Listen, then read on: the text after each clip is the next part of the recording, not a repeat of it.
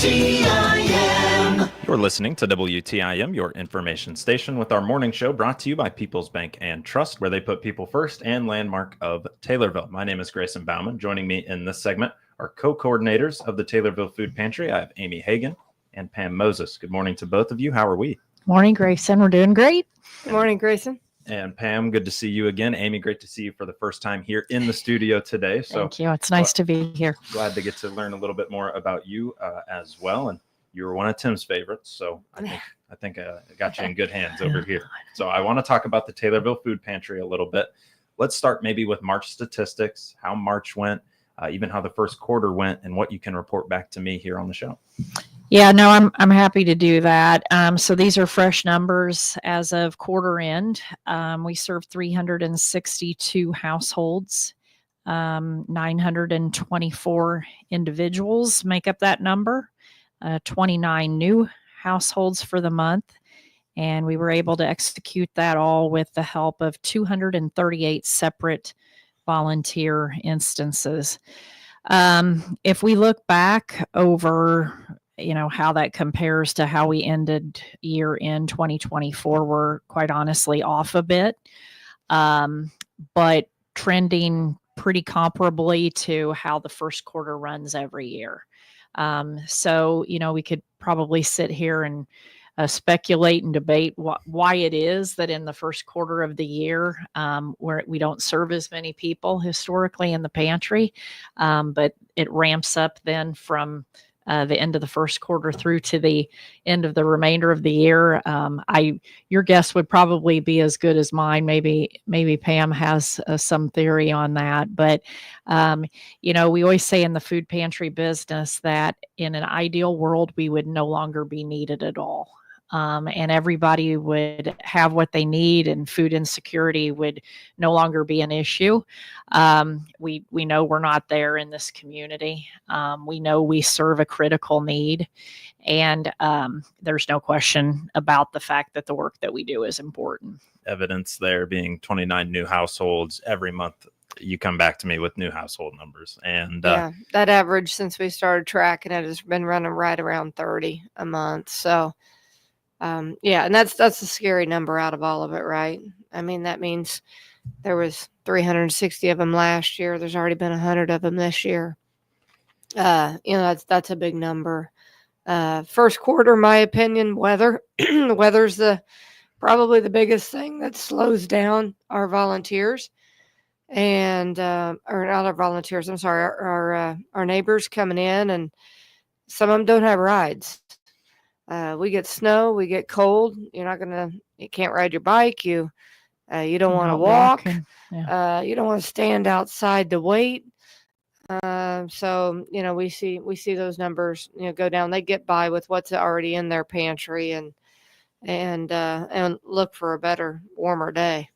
Especially at the beginning of January this year, it was very much a frozen tundra Brutal. That we were dealing with. So.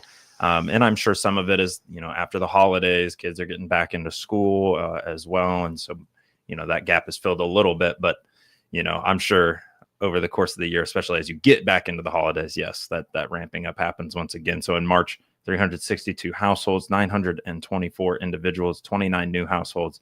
Again, just evidence to the need here in Christian County. But you got some help as well from a local Boy Scout troop. This makes me happy being a scout of my own or on my own here.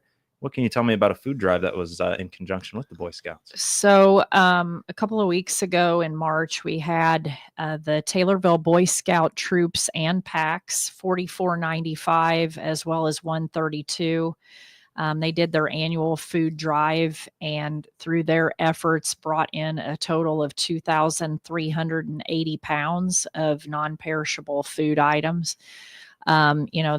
They go through a lot of effort to help bring in that number of donations. They go out to the neighborhoods and deliver the bags on the doorsteps and tie them around the door and say, we'll be back in 2 weeks. And sure enough, they they were and they did. And the variety of food, I think more than anything, Grayson, is what impacts us. The bringing in products that we don't typically have on our shelves. I would tell you that without a doubt, that food doesn't stay at our place very long. When the scouts come in, they're full of enthusiasm, and they're usually pretty tired after a full morning of collecting and carrying. But they like to know that what they've done makes a difference. And so, like anybody, for that matter. And we were able to give a handful of scouts and their leadership a quick tour of the food pantry. Pam made that happen on Saturday morning.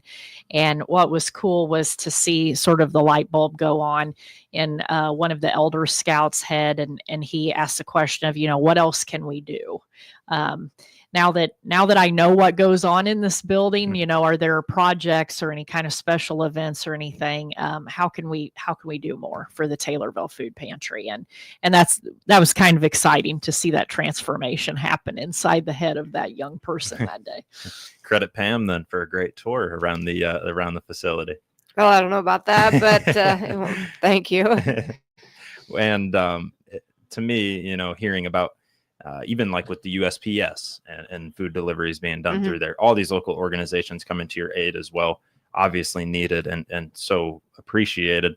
And just seeing that difference, and somebody giving back and then feeling good about it too, probably makes you feel pretty good there as well.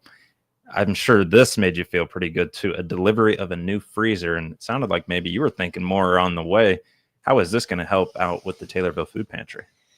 Well, we've needed some. There's no doubt about that. A few years back, people might remember that there were a couple of temporary freezers outside, big ones. Those got replaced with some big freezers that are now inside. However, we've had a bank of chest freezers, and we open and close them and open them and close them and open and close them. And some of them we've had to redo the hinges on.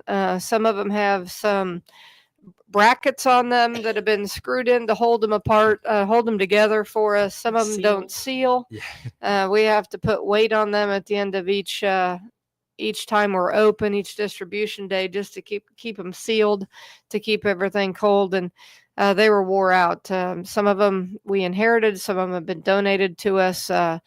So with some recent donations, this has been on the plan, and we've been asking for a few grants, and with the recent donations that we received, we went ahead and ordered those, and the first one delivered yesterday, and there's another chest freezer coming in just like it within the next week or two. As soon as it arrives, a couple upright freezers also coming.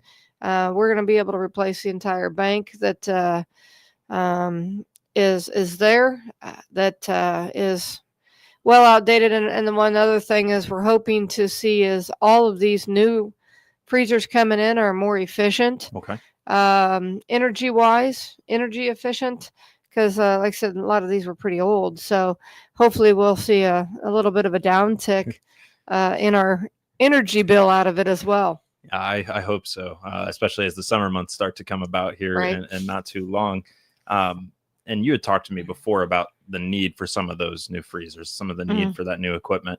And so it sounds like we're a step in the right direction then with just already having a freezer delivered to us and getting that much more put in there. From what I understand from that, Grayson, I wasn't there with the chest freezer that was delivered yesterday, but I understand there was a euphoria, much like Christmas morning, amongst the volunteers who decided to stay around after operations yesterday to just see it being taken off the truck and put in place. So it's pretty cool. The lid is it's 25 cubic feet, so it's what, Pam, like six feet long or something? Yeah, it's 80 inches. So. Yeah, like almost 7 feet long. It's a beast. And the lid is split in two sections, and you lift it up and there's an LED light inside the lid. And I mean, we we've really stepped up our act with that new freezer. So it's going to be great. That's awesome. Yeah, that's awesome. And if folks are getting excited about a freezer, it was probably needed for a little while. So you could argue that. And so I'm just glad to hear that with the grant money that you received and the things going in the right direction there, that we're going to get those replaced. No more weights on them, no more brackets and new hinges and stuff like that. So hopefully as those continue to come in and that novelty of it continues to wear off a little bit, hopefully everybody's still just as excited about those that are coming. So Amy Hagan, Pam Moses, coordinators of the Taylorville Food Pantry, joining us here in studio today. We talked about the Boy Scout food drive, delivery of a new freezer, and March statistics. We've got more to talk about when we come around on the WTIM morning show here on your information station. WTIM.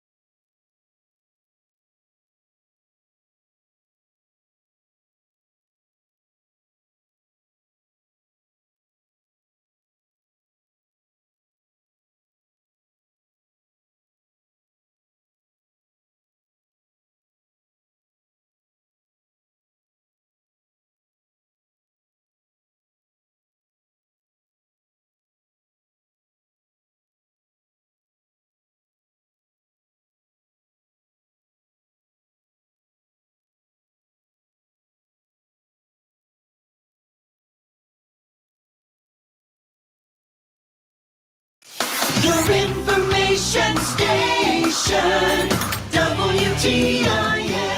You're listening to WTIM, your information station. It's time now for your second segment of your morning show here with Amy Hagan and Pam Moses of the Taylorville Food Pantry, brought to you by People's Bank and Trust, where they put people first, and Landmark of Taylorville. We've talked Boy Scout food drive, we've talked delivery of new freezers coming up, and we've talked March statistics. But as of tomorrow, we've got a conference. What can you tell me about it?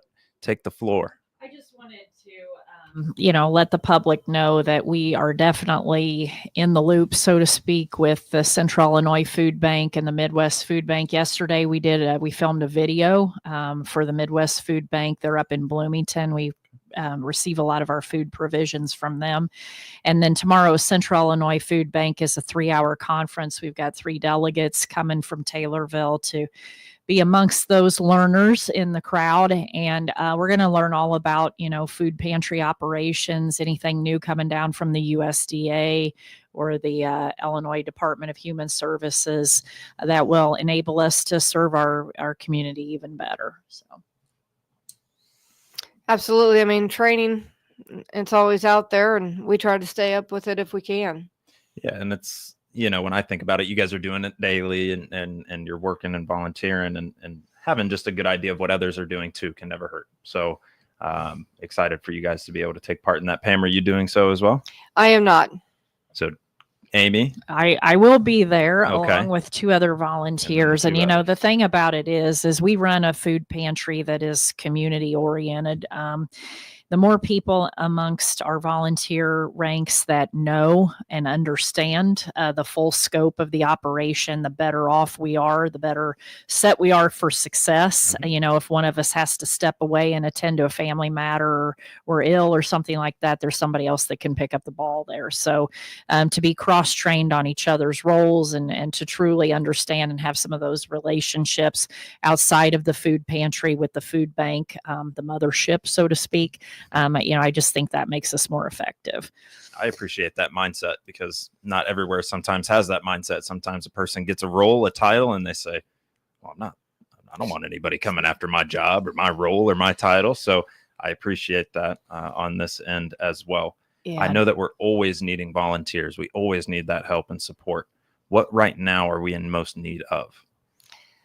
Volunteers with the truck. I mean, we're still on that same, we need a truck. And we have picked up last year in 2024, we picked up 117,000 pounds from local retailers through that food rescue program that we've discussed before. Since inception, 844,000 pounds. So multiple semis is what that really comes down to at the end of the day, more than 2 last year. And overall there's, almost 20 semis of product that have come since this program in 2015, but we bring it in by the pickup load. And we pick up, as we've said before, multiple days a week. We get calls from the wholesalers, McLean and Ron's Produce. We pick up Walmart and Dollar General on Mondays and Fridays. We pick up at, and Mondays also the Taylorville IGA. And then on Tuesdays, Thursdays, and Saturdays, we pick up at Aldi and Kroger. So there's always demand for somebody with a truck, and our volunteers that are doing it try to do it like every other week, and they need another group to offset. And for instance, this last Saturday we had to take our volunteers off the floor and send them to Aldi and Kroger during distribution to be able to get the pickup, because we were short a group to do it. So again, if we can do that, if we can find anybody out there that has a truck, wants to volunteer, 1 day a month, 1 day a week, whatever it might be, reach out to us at the food pantry, and believe us, we'll put you to work. Yeah, there will be a spot for you. We'll make sure. We'll train them too, right? Absolutely. So for you guys in need of that truck, and in need of additional trucks, I should say, actually, and to put that into perspective, 117,000 pounds last year, and then you think about that Boy Scout drive with the 2380, that's a lot of food. That's a lot of food that we're getting regularly and in need of at any time of the month, any time of the week, really, over the course. Yeah, that 117,000 pounds. I mean, remember, that's food that would otherwise be in a landfill somewhere. I mean, it's food that's being pulled from the store shelves, from the store fridge, from the store freezer, that they have determined at the retail level can no longer be sold. And so, had it not be for our program, the food rescue program with Feeding America, that's exactly where this food would go to. And it's usable food, it's quality food, and we've got volunteers. We need volunteers more who are willing to pick it up for us. Well, I was going to say, Pam has told me before, sometimes it's just one bad apple. The whole rest of the bag is good. Let's use it. So Absolutely. Amy Hagan and Pam Moses with the Taylorville Food Pantry, co-coordinators of it, in studio to talk about all things going on with the Taylorville Food Pantry. We'll have them back around next month and talk more and have some updates on some other drives and freezers, hopefully, and everything in between. You're listening to WTIM, your information station.